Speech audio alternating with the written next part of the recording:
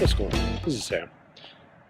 Today I kind of wanted to talk about the state of the retro market for the NES and some things that are on my mind.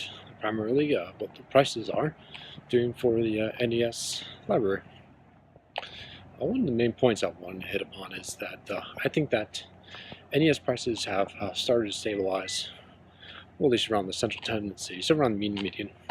I don't think they can be moving too much. I think there's been a shift. I think the days of $2 games are pretty much over. And I think you're probably going to see games around with the median around that $10 mark. I really don't see this changing too much. There might be some variations across the type of games or the certain games. Maybe there might be surges in demand for a particular game, but I still think that around that mean or median, I think it's probably going to stabilize. I actually pulled the data for web scraping the growth rates for NES, and actually Genesis too. It's a fairly interesting story. Hope to get that in another segment, but for now, the NES actually has some fairly interesting changes. So we'll see in the upcoming video. But I think the demand is pretty much tapered off. Well, it's not tapered off, but stabilized to the point where demand has tapered off enough to stabilize the prices. I think people as kids from the 1980s, including myself, we came of age and had the income, had disposable income, and started purchasing, retro collecting for the NES to rekindle childhood. But we'll see. I mean, actually, there may be other people who are also getting into retro collecting for the NES who maybe didn't have this as a kid. Kids who were born in the 90s or in the 2000s.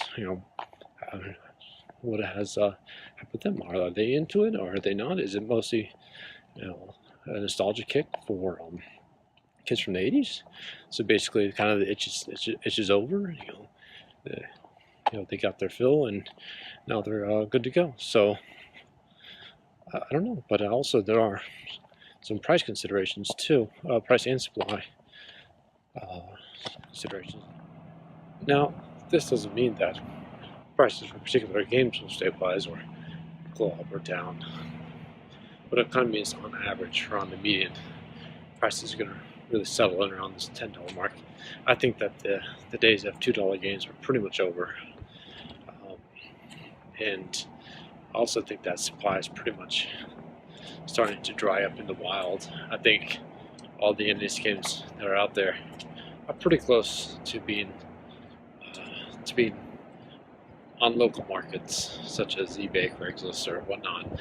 I think there may be some more games in attics and whatnot, but I think clearly the supply is becoming a lot more limited than they were in the past.